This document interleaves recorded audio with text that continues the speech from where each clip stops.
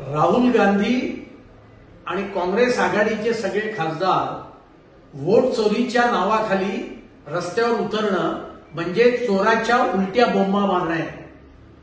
राहुल गांधीजींच्या रायबरेली मतदारसंघामध्ये तिकडे फेक मतदार सापडतायत आणि काँग्रेसने वर्षानुवर्ष निवडणूक आयोगाला स्वतःच्या ताब्यात ठेवण्याचा प्रयत्न केला।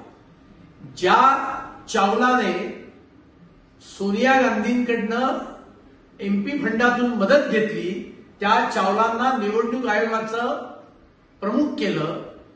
जे गिल निवडणूक आयुक्त पदी होते त्यांना रिटायरमेंट नंतर राज्यसभेचं खासदार केलं, त्यांना केंद्रात मंत्री केलं। त्या काँग्रेसने निवडणूक आयोगावर टीका करावी म्हणजे चोराच्या उलट्या बोंबा आहे। जनता यांचं खरं स्वरूप हे ओळखू नये। राहुल गांधी, तुम्हाला आयुष्यभर विरोधी पक्षात राहून काम करण्याचं जनतेने सांगितलंय, ते करा।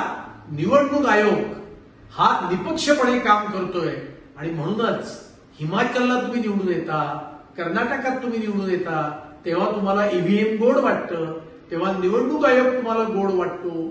त्यामुळे तुमचा हा दुटप्पीपणा जनता ओळखू नये।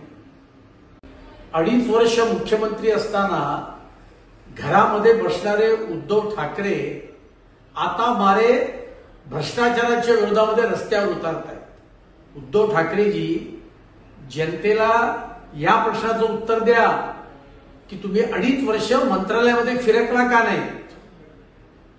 विद्यमान मुख्यमंत्र्यांनी लोकायुक्तच्या कायद्यामध्ये मुख्यमंत्र्यांना समाविष्ट करण्याचा कायदा केला। त्या कायद्याला तुमच्या पक्षाने आणि तुम्ही विरोध का केला?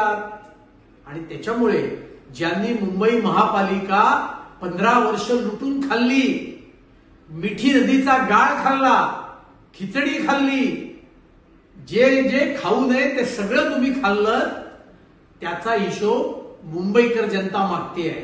आणि त्याच्यामुळे भ्रष्टाचाराच्या विरोधामध्ये उद्धव ठाकरे रस्त्यावर उतरतायत हे पाहून अख्खी मुंबईची जनता खदाखदा हसते, कारण बादशाहच स्वतःच्या विरोधामध्ये रस्त्यावर उतरतोय हे जनता ओळखू नये।